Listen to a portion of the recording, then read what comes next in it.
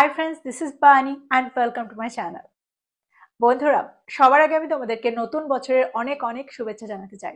2025 তোমাদের অনেক ভালো কাটুক। খুব খুব পড়াশোনা করো আর খুব তাড়াতাড়ি ফ্লুয়েন্ট হয়ে যাও। আজকে আমি তোমাদের জন্য একটা দারুণ টপিক নিয়ে এসেছি। আজকে আমরা দেখব সময় সম্পর্কিত কিছু ফ্রেজ, যে ফ্রেজগুলোকে আমরা প্রতিটা সময় ব্যবহার করে থাকি। প্রত্যেকটা কনভারসেশনে তোমরা এই ফ্রেজগুলোর ব্যবহার হতে দেখবে, আর ঠিক সেই কারণে এই ফ্রেজগুলোকে ঠিক কিভাবে ব্যবহার করতে হয় সেটা তোমাদের জানা দরকার। আজকের এই ভিডিওটাতে আমি এই ফ্রেজগুলো নিয়ে আলোচনা করব। প্রত্যেকটা ফ্রেজকে এক্সাম্পলের মধ্যে দিয়ে আমি বুঝিয়ে দেওয়ার চেষ্টা করব সেন্টেন্সে আমরা ঠিক কোন অর্থে আর ঠিক কিভাবে সেন্টেন্সে এই ফ্রেজগুলোকে ব্যবহার করছি। তো তোমরা বুঝতে পারছো আজকের ভিডিওটা কতটা ইম্পর্টেন্ট। তোমরা কোথাও যাবে না, আমার সাথে ভিডিওটা একদম শেষ পর্যন্ত থাকবে। যারা চ্যানেলে নতুন অর্থাৎ প্রথম আমার ভিডিও দেখছো তারা প্লিজ চ্যানেলটাকে সাবস্ক্রাইব করে নিও, তাহলে যখনই আমি ভিডিও আপলোড করবো তোমরা নোটিফিকেশন পেয়ে যাবে। তো আর দেরি না করে চলো শুরু করা যাক আজকের ভিডিও। সবার আগে আমরা যেটা দেখবো সেটা হলো কিছুক্ষণের জন্য। আমরা প্রায় বলে থাকি কিছুক্ষণের জন্য সে আমাদের বাড়িতে এসেছিল, কিছুক্ষণের জন্য আমি লাইব্রেরিতে গেছিলাম। তো এরকম অর্থে আমরা সেন্টেন্সে কোন ফ্রেজের ব্যবহার করতে পারি? এখানে আমরা বলবো ফর আ হোয়াইল। এক্সাম্পল দেখো, যদি আমি বলি আমি সেখানে কিছুক্ষণের জন্য বসেছিলাম, সেন্টেন্সটা কি হবে? I sat there for a while. I sat there for a while. চলো কিছুক্ষণের জন্য বিশ্রাম করি। Let's rest for a while. Let's rest for a while. আমরা কিছুক্ষণের জন্য চুপ ছিলাম বা কিছুক্ষণের জন্য চুপ করেছিলাম, সেন্টেন্সটা কি হবে? We stayed silent for a while. We stayed silent for a while. তো তোমরা বুঝতে পারছো কিছুক্ষণের জন্য বোঝাতে আমরা এই ফ্রেজটার ব্যবহার কিভাবে করছি, আমরা ফর আ হোয়াইলের ব্যবহার কিভাবে করছি। খুব সহজে আমরা সেন্টেন্সে এই স্ট্রাকচারটা ব্যবহার করতে পারি, ফ্রেজটা ব্যবহার করতে পারি। এবার আমরা দেখবো পরেরটা।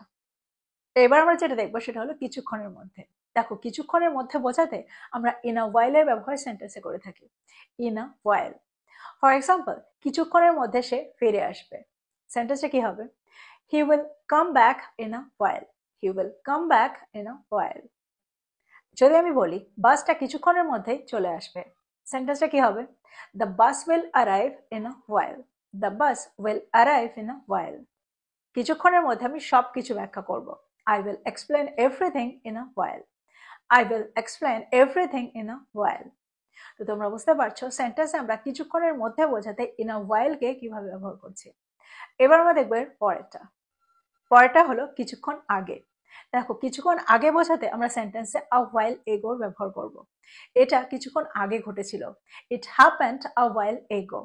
এরকম অর্থে আমরা সেন্টেন্সে আ হোয়াইল এগোকে ব্যবহার করছি। এক্সাম্পল দেখো, যদি আমি বলি দুর্ঘটনাটি কিছুক্ষণ আগে ঘটেছিল, তাহলে সেন্টেন্সটা কি হবে? The accident happened a while ago. The accident happened a while ago. তিনি কিছুক্ষণ আগে বেরিয়ে গেছেন। হি লেফট আ হোয়াইল এগো।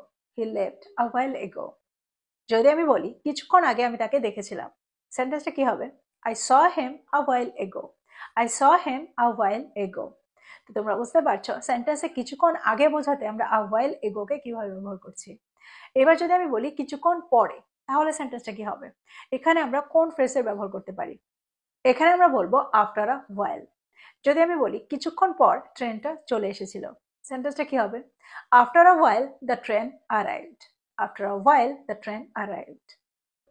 কিছুক্ষণ পর ঝড়টা থেমে গিয়েছিল। After a while the storm stopped. After a while the storm stopped. এবার যদি আমি বলি কিছুক্ষণ পর সিনেমাটা শুরু হবে, তাহলে সেন্টেন্সটা কি হবে? The movie will start after a while.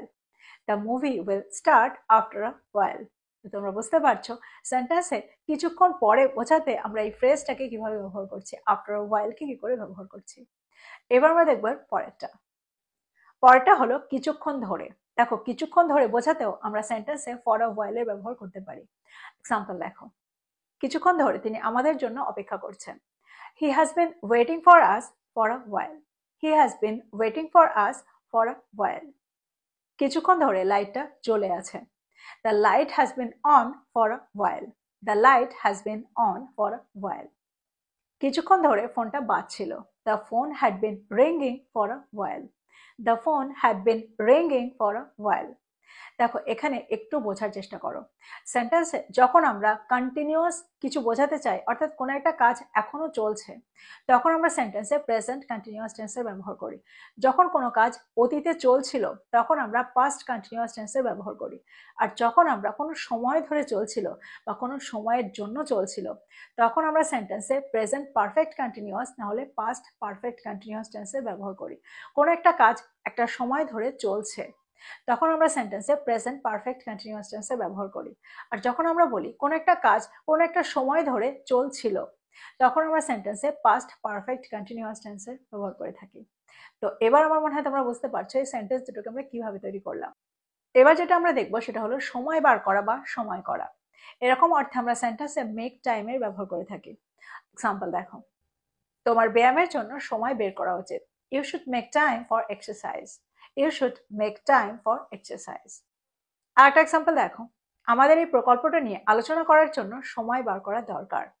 We need to make time to discuss this project. We need to make time to discuss this project. সে আমাকে আমার বাড়ির কাজে সাহায্য করার জন্য সময় বার করেছিল। এই সেন্টেন্সটা কি হবে? He made time to help me with my homework.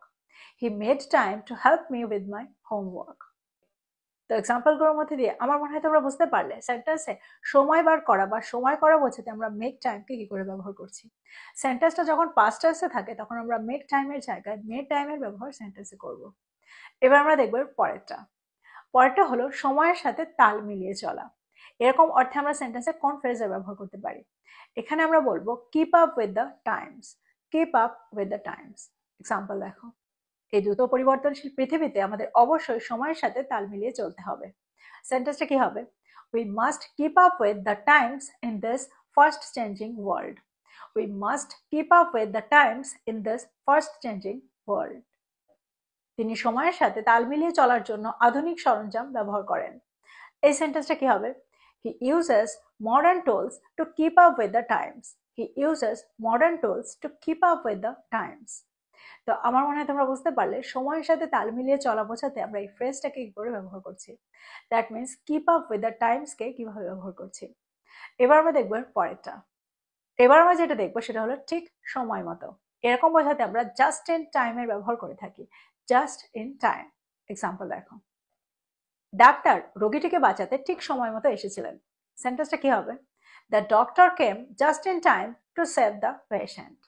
The doctor came just in time to save the patient. যদি আমি বলি সে ঠিক সময় মতো তার অ্যাসাইনমেন্টটা জমা দিয়েছিল, তাহলে সেন্টেন্সটা কি হবে? He submitted his assignment just in time. He submitted his assignment just in time. তো তোমরা বুঝতে পারছো ঠিক সময় মতো বোঝাতে আমরা জাস্ট ইন টাইমকে কি করে ব্যবহার করছি। তো এই ছিল কিছু স্ট্রাকচার, এই ছিল কিছু সময় সম্পর্কিত ফ্রেজ। আমার মনে হয় প্রত্যেকটা ফ্রেজকে তোমরা বুঝতে পেরেছো। প্রত্যেকটা ফ্রেজকে নোট ডাউন করো আর এগুলো দিয়ে সেন্টেন্স তৈরি করো আর সেগুলোকে তোমাদের কনভারসেশনে ব্যবহার করো। যত তোমরা এগুলোকে ব্যবহার করবে তত তাড়াতাড়ি তোমরা এগুলোর সাথে সরগর হয়ে যাবে। তো এই ছিল আজকের ভিডিও, এই ছিল আজকের টপিক। ভিডিওটা ভালো লাগলে লাইক করতে ভুলে যেও না, বন্ধুদেরকে শেয়ার করো যারা ইংরেজি শিখছে। So this is all about today. I will be back with another video. Till then, take care. Thank you for watching this video. Bye bye.